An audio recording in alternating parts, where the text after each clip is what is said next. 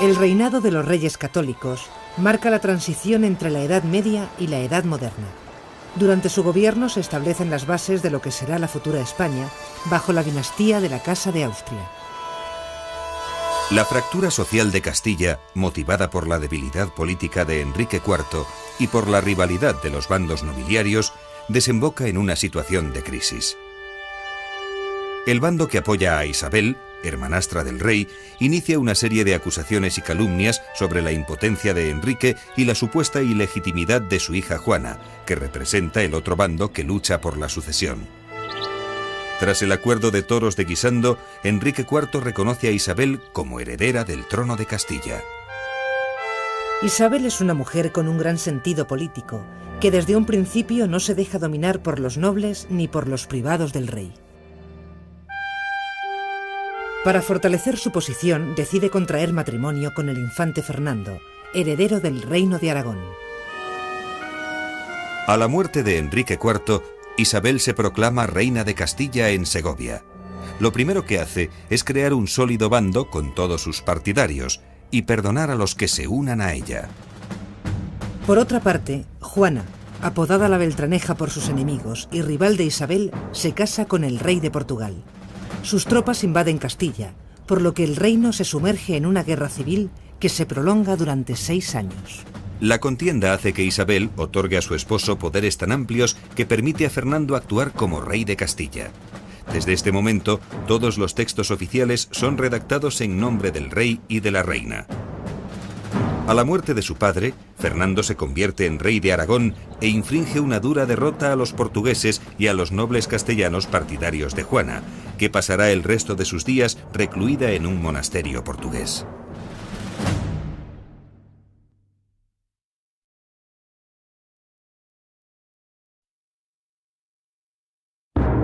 Tras la victoria militar, Isabel y Fernando tienen por delante la difícil tarea de reparar los graves daños provocados por la guerra. De hecho, poner orden en la sociedad y la economía y reorganizar la vida política y administrativa de sus estados serán las constantes de su reinado y constituirán sus grandes aciertos.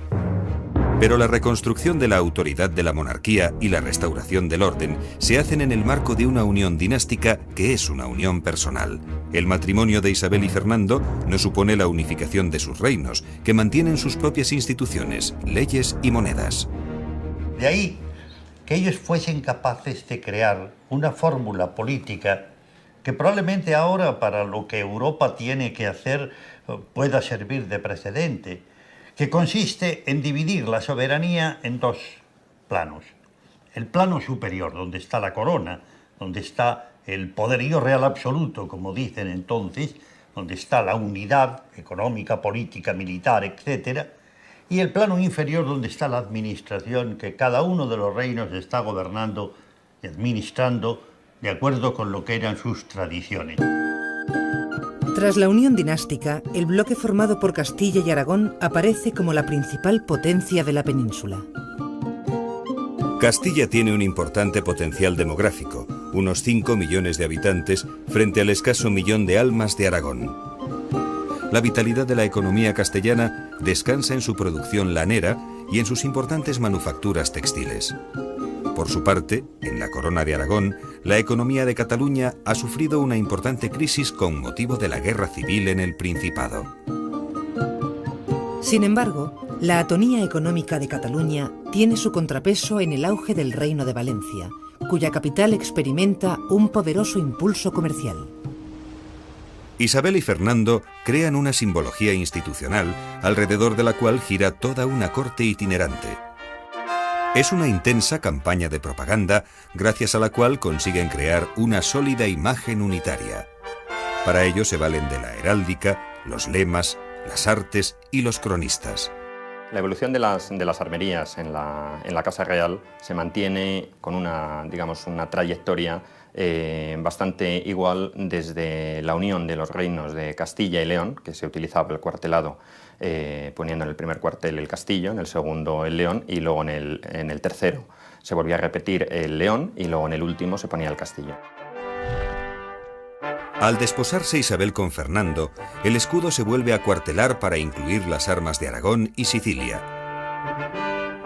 Con la conquista del reino granadino, ambos reyes deciden añadir una granada en la punta del escudo. Como ornamentos del nuevo escudo, Isabel decide incluir la corona real, que en este momento es abierta, el águila con una sola cabeza, el yugo y las flechas, y la frase «tanto monta», expresión que viene a decir que la importancia de Castilla y León, y Aragón y Sicilia, es la misma. La figura de Fernando pasa a la historia como la de un hombre de su tiempo, capaz de encarnar el ideal de soberano renacentista por combinar fuerza y diplomacia, energía y persuasión.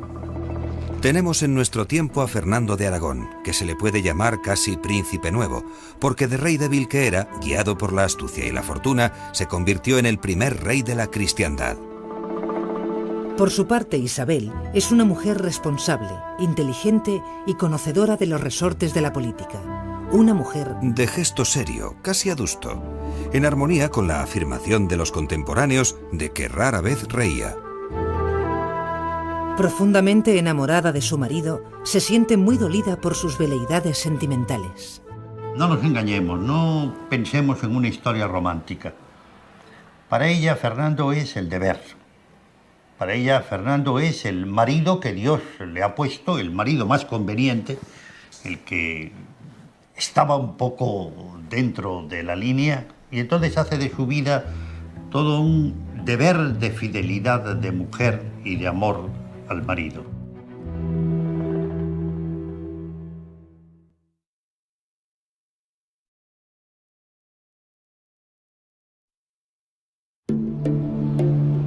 El mayor problema al que se habían enfrentado todos los Trastámara fue el legitimar su poder a través del apoyo de las grandes familias nobiliarias. Esto solía desembocar en inestabilidad y guerra civil. Los reyes católicos optan por no comprometerse con ningún bando, de forma que mantienen el estatus económico y los privilegios de los nobles, pero los alejan de la administración. Su estrategia consiste en contentar a todos, incluso a sus enemigos, a través de una política de pacificación y conciliación. Ejemplo del compromiso entre los reyes y la nobleza son las leyes de Toro, que regulan y amplían el régimen de mayorazgo, es decir, la imposibilidad de vender aquellos bienes vinculados al patrimonio familiar. Gracias a esta medida, la nobleza obtiene estabilidad económica y se convierte en un pilar de la corona. Asimismo, los soberanos refuerzan más su poder al asumir las jefaturas o maestrazgos de las órdenes militares de Santiago, Calatrava y Alcántara. De este modo consiguen que los órganos de gobierno se alejen de la influencia de las grandes familias nobiliarias y se profesionalicen. Para encontrar personas con formación que dirijan las modernas instituciones, los soberanos fundan las universidades de Alcalá de Henares, Valencia y Sevilla, que serán las encargadas de formar a los secretarios reales y a toda una burocracia de letrados y contadores que proceden de las filas de la baja nobleza. Son los expertos, pero a fin de cuentas son los que toman las decisiones, son los que redactan la documentación, las instrucciones a los embajadores, los que reciben las cartas, los que pasan al rey los informes, y al final el rey lo que hace es acomodarse a lo que esta gente les dijera. Es que esto es lo que va a traer consigo la división del Consejo en centros, zonas especializadas, que es lo que anuncia después lo que va a ser la monarquía moderna y los consejos de ministros actuales, vamos. Fernando e Isabel controlan los respectivos consejos de Aragón y Castilla. Crean en Granada una nueva Chancillería o Alto Tribunal de Justicia para Castilla, además de la ya existente en Valladolid. El poder del rey se canaliza a través de tres direcciones distintas. Hay un poder legislativo que corresponde a las Cortes, hay un poder judicial que corresponde a la Audiencia o al Consejo de Justicia y hay un poder ejecutivo que corresponde al Consejo Real. El rey gobierna a través de estas instituciones y no interviene más que en muy contadas ocasiones. Para controlar las ciudades, los reyes potencian en Castilla la figura del corregidor, funcionario nombrado por el rey con atribuciones en la administración de justicia y el orden público. La creación de la Santa Hermandad fuerza armada inspirada en las hermandades medievales y cuyos efectivos aportan las ciudades y villas, tiene por finalidad asegurar la paz en las ciudades y caminos.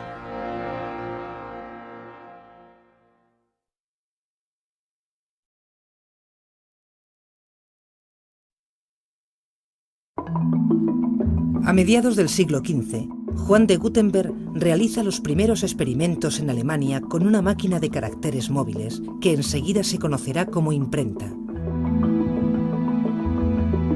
La repercusión de este invento es fundamental. Gracias a ella, ideas, libros y noticias pueden estar al alcance de muchas más personas.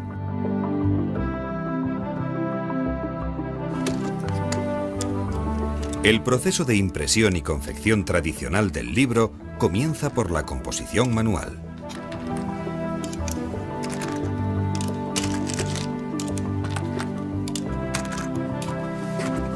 El tipógrafo, teniendo el original de lo que se va a componer delante, va cogiendo los tipos de letras de la caja tipográfica y conformando las líneas de texto según el diseño previo.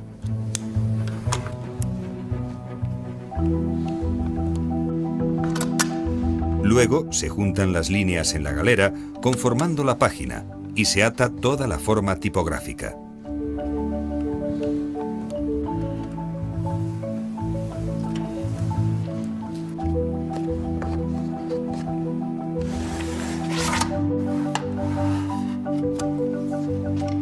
Cada página es entintada individualmente para una tirada de prueba. Es aquí donde se detectan y corrigen los posibles fallos de composición y las erratas. Posteriormente, se encuadra dentro de la rama tipográfica, es decir, dentro de todas aquellas páginas que van a ser impresas en una misma cara del pliego y a un determinado color.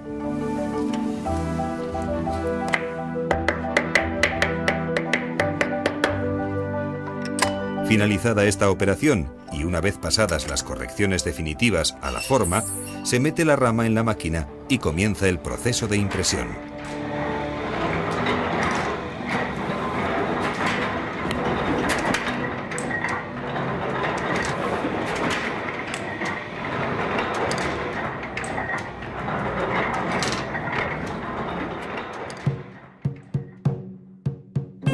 El auge de la imprenta y la hegemonía castellana sobre los demás reinos provocan que en estos años se vaya extendiendo el uso del castellano. Isabel y Fernando reúnen en torno a la corte un gran número de humanistas italianos y españoles, como Antonio de Nebrija, que escribe la primera gramática de la lengua castellana. Ya estamos en una nueva etapa que tiene como varias dimensiones. Tiene una dimensión, lógicamente, que es de literatura caballeresca, en la época de la Amadís de Gaula. Tiene una dimensión profundamente religiosa. Es el momento del jardín de las nobles doncellas, es el momento de las ejercitaciones espirituales de Cisneros, y luego tiene una versión puramente humana, estrictamente humana, que es la Celestina. Perdidamente enamorado de Melibea, Calisto solicita la ayuda de una vieja alcahueta, la Celestina, para que con sus malas artes ablande el corazón de su amada. Aunque es poco lo que se conoce de su autor, Fernando de Rojas, se sabe que es un judío converso. El libro es un retrato social que permite entender cómo vive y piensa esta compleja sociedad.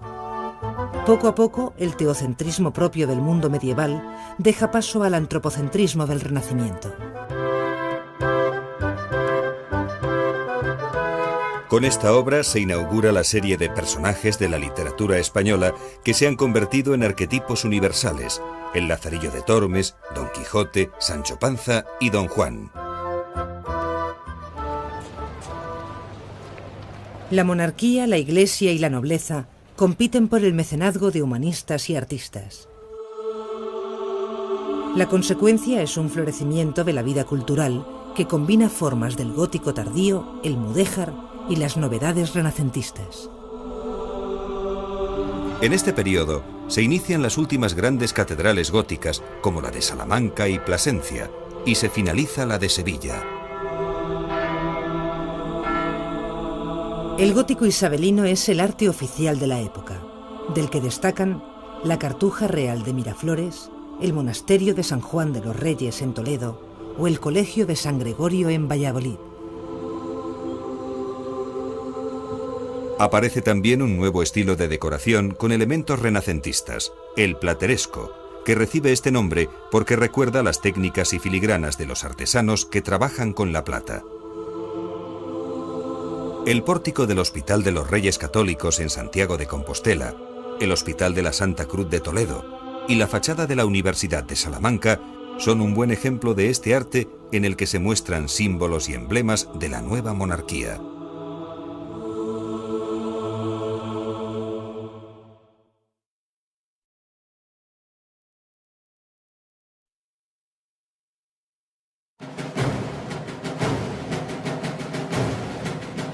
La política exterior de la monarquía de los Reyes Católicos viene definida por los intereses de las dos coronas. Esta política exterior se materializa en una intensa actividad diplomática, basada en los enlaces matrimoniales de los hijos de los Reyes Católicos con las potencias aliadas y en numerosas campañas bélicas que sustentan un ejército que se hará permanente. Castilla prosigue la reconquista que le lleva a la ocupación de Granada y al norte de África. Por su parte, Aragón es una potencia mediterránea, cuya expansión se orienta hacia Italia. Allí, la pugna con Francia por el dominio de Nápoles lleva a Fernando a promover la Liga Santa, que incluye al Papado, Milán, Venecia y el Sacro Imperio. Para Fernando, Europa tenía que ser mediterránea. O sea, él lo que estaba tratando de construir es la herencia de la corona de Aragón. Era un gran mundo mediterráneo que cerrase todo lo que llamamos hoy el Tirreno, con el Golfo de Lión, incluso las costas del norte de África, para crear ahí el gran elemento que, unido a los otros tres que componían Europa, Francia, Alemania e Inglaterra, pudiera establecer lo que él llamaba el equilibrio de la cristiandad, defendiéndola de la amenaza grande que entonces eran los turcos. De la mano de Gonzalo Fernández de Córdoba, el gran capitán, artífice de la victoria española en Italia, aparece una concepción nueva de la guerra. Es una estudiada táctica que consiste en trasladar en el campo de batalla el protagonismo de la caballería pesada a las unidades de infantería. Estas combinan la potencia de fuego de los arcabuceros con las temibles lanzas de los piqueros. Esta es la base de los famosos tercios españoles, unidades que darán a España la supremacía militar en Europa durante siglo y medio. Esto es un arcabuz, el arma por excelencia o más generalizada durante el siglo XVI y parte del XVII. Tenía la caja, porque esta pieza de madera mal llamada culata, su nombre en armería es caja, que se compone de la caña o afuste, la garganta, hueco de la llave y la cureña. Y la parte terminal recibía un nombre bastante eufónico, la coz.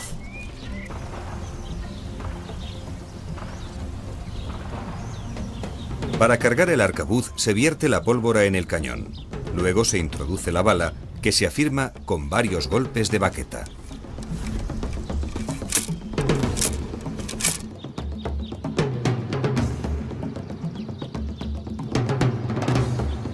Se ceba la cazoleta, se cierra la cobija y se aviva la mecha.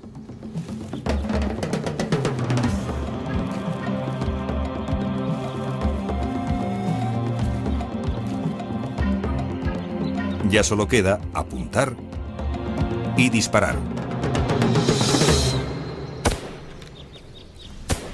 Con este sistema se lograban hacer hasta 3 tiros por minuto.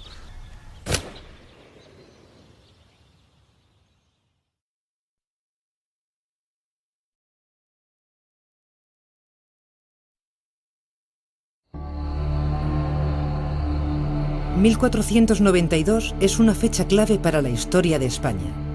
En este año se suceden 3 hechos decisivos. El fin de la Guerra de Granada, que supone la culminación de la Reconquista, la expulsión de los judíos de España y el descubrimiento de América. En tiempos de los reyes católicos, el territorio del Islam peninsular se reduce al Reino de Granada, gobernado por la dinastía nazarí. Fundado en el siglo XIII, su pervivencia durante más de 200 años solo se explica por los grandes tributos en oro que pagaban a los reyes de Castilla. En este momento, su población es de casi 750.000 habitantes. Con la consolidación de la unión dinástica, el reino nazarí se convierte para la nueva monarquía en un asunto de Estado.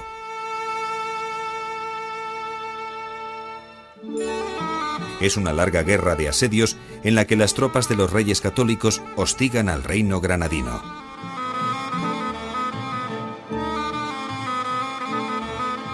La contienda finaliza cuando Boabdil entrega las llaves de la ciudad, tras arrancar a los reyes la promesa de que respetarán a la población musulmana.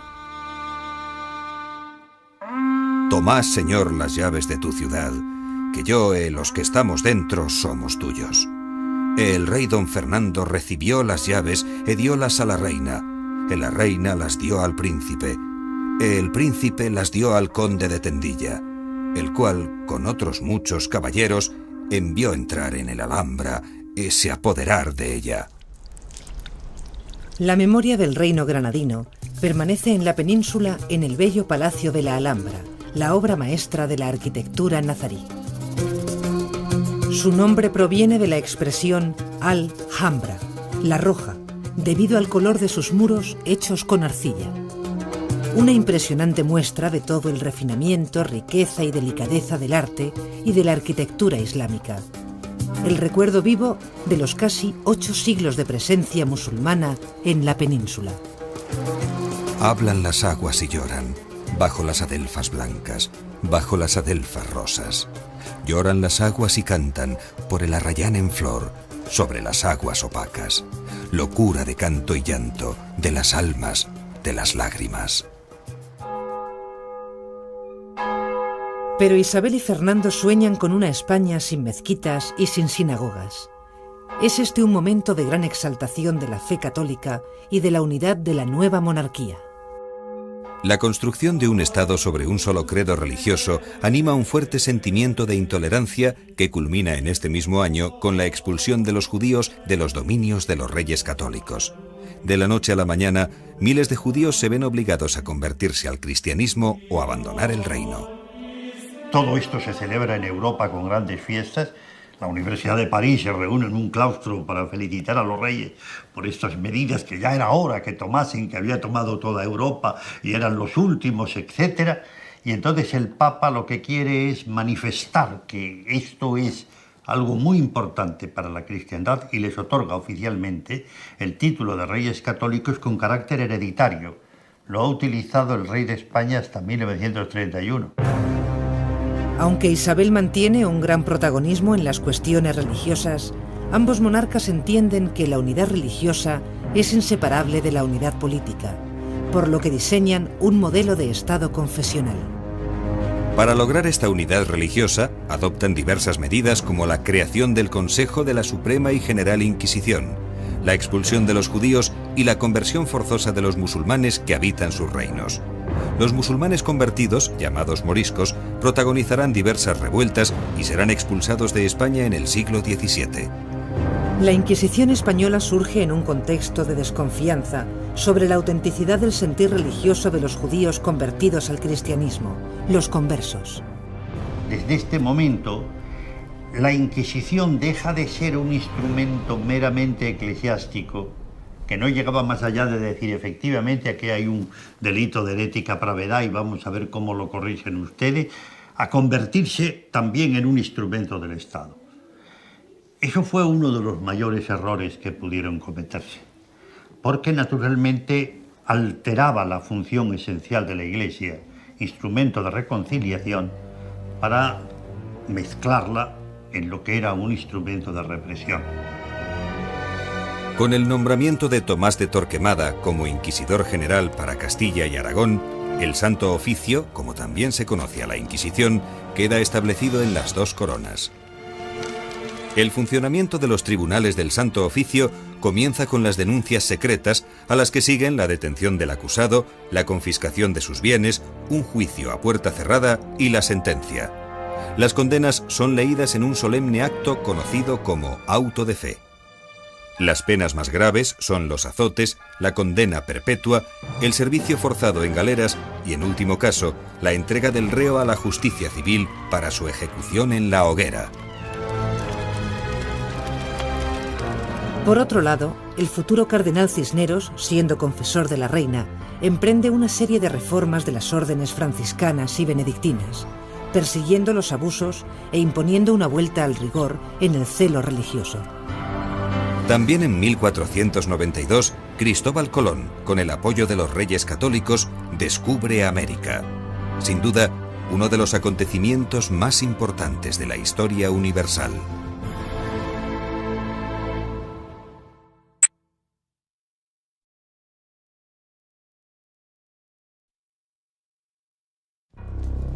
Tras la muerte de la reina Isabel, la unión dinástica entre Castilla y Aragón se tambalea. Estando Isabel ya en la cama esperando morir, dicta el testamento. En un momento determinado se interrumpe y, dirigiéndose al escribano que toma nota, le dice: Muchas veces me he preguntado qué tengo que agradecer más a Dios en esta vida. Queda un momento pensando y añade: El marido que me dio, el mejor rey de España. Fernando renuncia al título de rey de Castilla y concierta su matrimonio con Germana de Foix, sobrina del rey de Francia. Juana, hija de los reyes católicos, hereda la corona de Castilla, pero su marido Felipe el Hermoso acuerda con Fernando marginarla del poder. Declarada Juana incapaz, Fernando se retira a sus dominios en Nápoles. Felipe, esposo de Juana, fallece poco tiempo después y se instaura un periodo de regencias alternado entre Fernando y el cardenal Cisneros. Fernando invade Navarra e incorpora los territorios a la corona de Castilla. Tras una ardua labor política, Fernando fallece y deja una poderosa monarquía de alcance europeo lista para asumir el desafío de la expansión ultramarina. El heredero, su nieto Carlos, será el primero de una nueva dinastía, la Casa de Austria.